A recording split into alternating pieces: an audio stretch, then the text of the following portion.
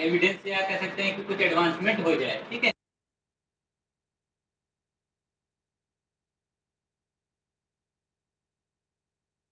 फिर आते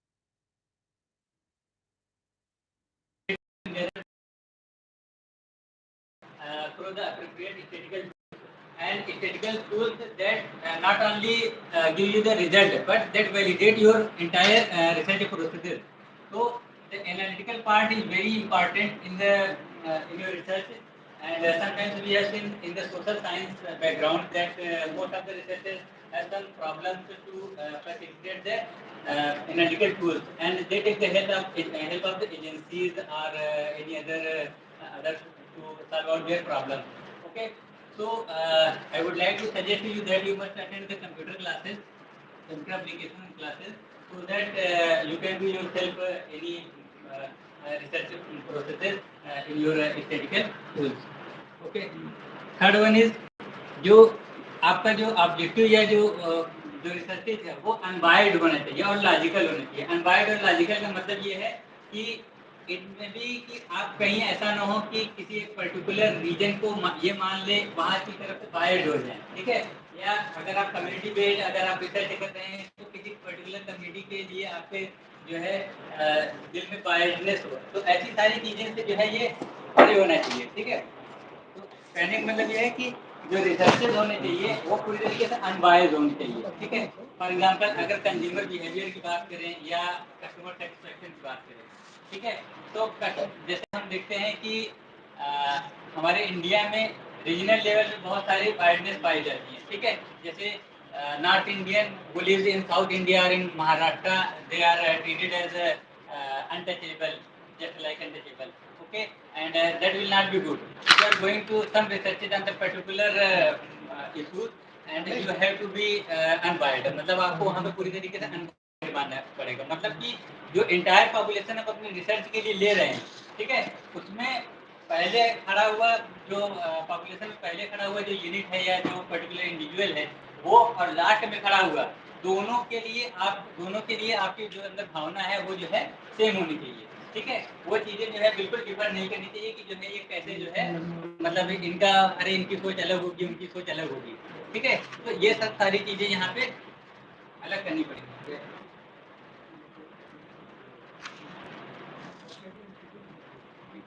फिर उसके बाद लास्ट वन है इसका employ quality and quantity technique.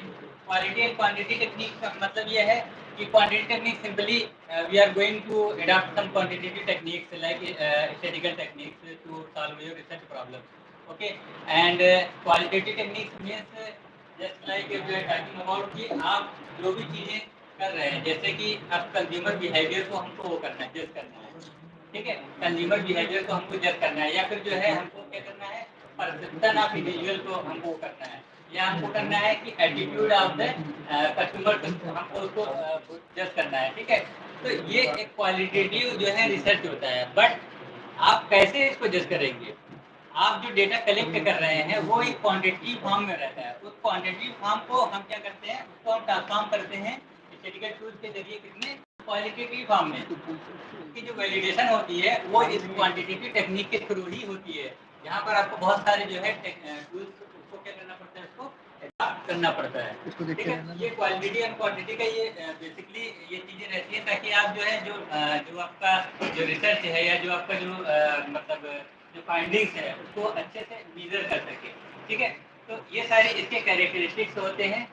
जैसे एक इसका जो है क्विकली देखते हैं, जैसे कि इंपेरिकल होना चाहिए, कंट्रोल्ड होना चाहिए, ठीक है, हाइपोथेसिस बेस्ड होना चाहिए, या एनालिटिकल भी होना चाहिए इसको, और जो है ये अनबायस्ड होना चाहिए, और क्वालिटी और क्वांटिटी जो है इस पर इसको फोकस करना चाहिए।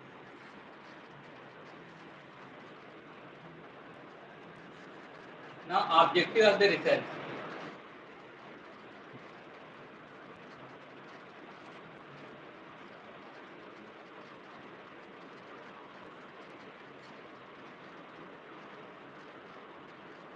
Objective of the research first है कि ये स्पेसिफिक होना चाहिए, ठीक है ना। ऑब्जेक्टिव जो है आपका जो ऑब्जेक्टिव ऑफ द रिसर्च है ये क्या होना चाहिए, स्पेसिफिक होना चाहिए। जैसे ये सजेशन है कि बहुत से लोग क्या करते हैं कि 10-10, 12-12 ऑब्जेक्टिव अपने रिसर्च में रख लेते हैं, ठीक है।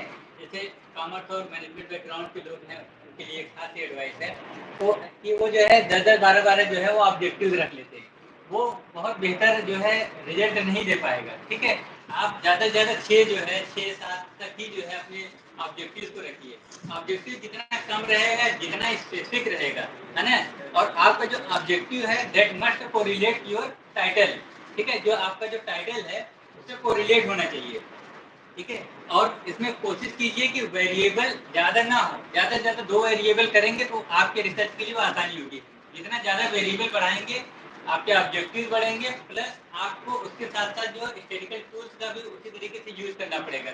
फिर वहाँ पे जो है थोड़ा सा रिजल्ट में डिफ्रेंसिएशन आने के चांसेस रहते हैं। आपका पर्टिकुलर एक ऑब्जेक्टिव या वन ऑब्जेक्टिव और थर्ड ऑब्जेक्टिव वो क्या कर सकता है, एक दूसरे को कंट्राडिक्ट करने की कोशिश कर सकते हैं। इसलिए कोशिश करिएगा कभी भी कि एक स्पेसिफिक जो है आपका ये सब जो रिसर्च है वो स्पेसिफिक है, टाइटल से कोरिलेट करें आपके ऑब्जेक्टिव। और ज़्यादा बहुत ऑब्जेक्टिव बनाने की यहाँ पे ज़रूरत नहीं है, ठीक है। आप आपका जो टाइटल होता है वो टाइटल ही आपके पूरे रिसर्च को रूपरेखा बता देता है। ताकि आपका टाइटल जैसे जैसे मुझसे पूछा जाए आपने किस चीज़ पे रिसर्च किया, सिंपली मैं कस्टमर सेटिस्फेक्शन पे रिसर्च किया, ठीक है। मतलब इसमें आप बता सकते हैं। अब हमको ज़्यादा ऑब्जेक्टिव रखने की जरूरत नहीं है। कस्टमर सेटिस्फेक्शन से रिलेटेड एक वेरिएबल और हो जाएगा कि कस्टमर सेटिस्फेक्शन टू होम किसका लिया, कस्टमर सेटिस्फेक्शन ऑटोमोबाइल सेक्टर में लिया, ऑटोमोबाइल सेक्टर को और तोड़ दिया सेगमेंट में, टू व्हीलर इंडस्ट्री में लिया, ठीक है। तो ये सारी चीज़ें जो है मतलब बहुत स्पेसिफिक होनी चाहिए, क्लियरली डिफाइंड होगी तो आपका रिसर्च प्रोसेस बहुत आसान हो जाएगा। अदरवाइज जितने वेरिएबल बढ़ेंगे आप ही के लिए जो है वो वहाँ पे दिक्कत होगी, ठीक है। फिर उसके बाद आता है मिजरेबल, ठीक है।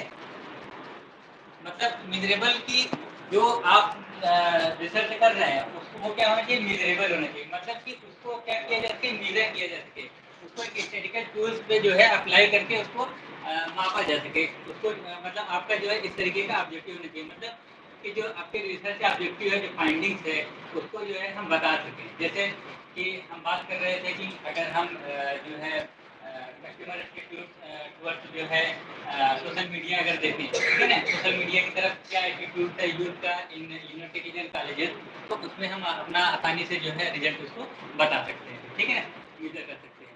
फिर होता है अचीवेबल। आपके जो भी ऑब्जेक्टिव जो है जो रिसर्चेज है, जो भी चैलेंजेस है उन चैलेंजेस को हम क्या कर सकते हैं, अचीव कर सकते हैं, ठीक है। हम सारे प्रोसेस को अपना के या हम उन सब सारी चीज़ों को जो भी हम उसमें कर रहे हैं, ठीक है ना, वो क्या होना चाहिए, वो अचीवेबल होना चाहिए। मतलब कि ऐसा नहीं कि हम इतना टफ रख दें कि ना तो हमारा गाइड हमको सही गाइड कर पा रहा है और ना हम खुद ही जो है इस पर अच्छे से वर्क कर पा रहे हैं, ठीक है ना। तो your research must be achievable, ठीक है। फिर इसमें जो है जो हम वो करते हैं, जो टोटल लेते हैं ना, जो उसमें क्या करते हैं सेकेंडरी और प्राइमरी डेटा को वो करते हैं। एक चीज़ होती है पायलट टेस्टिंग, है ना। जब भी हम रिसर्च करते हैं तो उससे पहले हमको जो है क्या कर लेना चाहिए, पायलट टेस्टिंग कर लेनी चाहिए, ठीक है। 50-100 इस तरीके का जो है, या कुछ लोग 30 पे ही कर लेते हैं, ठीक है। एक पायलट टेस्टिंग से आपका एंटायर प्रोसेस आसान हो जाएगा कि आपकी जो सैम्पलिंग डिजाइन कैसे करनी है, सारी चीज़ें जो है अल्मोस्टली जो है वहाँ पे क्लियरली डिफाइंड हो जाएंगी, आप जो है समझ जाएंगे। फिर जो आपका रिसर्च होना चाहिए वो रिलीवेंट होना चाहिए, ठीक है। तो रिलीवेंट होना चाहिए मतलब कि जो रिसर्च प्रॉब्लम हम लोग ले रहे हैं वो डायरेक्टली एड्रेस होना चाहिए। जो भी रिसर्चर है वो जो क्या करना चाहिए, उसको उसको ऐसे रिसर्च को अडॉप्ट करना चाहिए कि जो डायरेक्टली जो है उसको एड्रेस कर सके। मतलब कि जो ऑब्जेक्टिव है हमारे और जो हमारा टाइटल है उससे वो डायरेक्टली कम्युनिकेट हो सके। ऐसा नहीं कि वो इतना ज़्यादा बिखराव वाला है, इतने ज़्यादा वेरिएबल ले ले कि वो खुद कंफ्यूज हो जाए, ठीक है। वो क्या होना चाहिए, रिलेवेंट होना चाहिए। फिर उसके बाद आता है टाइम बेल्ट, ठीक है। टाइम बेल्ट का मतलब टाइम बेल्ट सबसे इम्पॉर्टेंट चीज़ है रिसर्च में। अगर हम एक टाइम फ्रेम लेके चलते हैं, जैसे कि बहुत सी जगह रहता है कि 30 साल में एटलीस्ट सबमिट करना रहता है, बहुत सी जगह रहता है 4 साल में सबमिट करना रहता है, ठीक है। फिर 1 साल का एक्सटेंशन मिलता है और फिर जो है एक एप्लीकेशन देने पर 1 साल का और एक्सटेंशन मिलता है। तो ये टाइम बेल्ट होता है ना, ये बहुत क्लियरली है। आप देखेंगे बहुत से लोग 2012 से मेरे साथ के लोग हैं, खुद इसी यूनिवर्सिटी में हैं, मेरे से पहले से रिसर्च कर रहे थे और अब भी रिसर्च ही कर रहे हैं, ठीक है, अभी तक उनकी थीसिस नहीं जमा हुई, इसी यूनिवर्सिटी में बात कर रहा हूँ, है ना। मैं उनसे हिंट लेने आता था, और मेरा जमा भी हो गया, मेरा अवार्ड भी हो गया, लेकिन अभी तक जो है वो कर रहे हैं। ठीक है, तो टाइम वेट अगर आप नहीं करके करेंगे तो फिर जो है वो क्या हो जाएगा, वो मतलब सक्सेसफुल नहीं रहेगा। आप बहुत एक लंबा जो है उसको लेके चलने की कोशिश मत कीजिए। हाँ, कुछ लोगों के साथ कंडीशन रहती है, जैसे मतलब कहीं टीचिंग में है या किसी प्रोफेशन में है, थोड़ा सा दिक्कत उनको हो जाती है इस चीज़ की, लेकिन कोशिश करिए कि जितनी जो है जल्दी हो सके उसको जो है समराइज करने की कोशिश कीजिए। मतलब एक डेडलाइन अपने लिए लेके चलिए कि हम 4 साल में 3 साल में जैसे भी हो उसको जो है कंप्लीट करने की कोशिश करेंगे। ठीक है,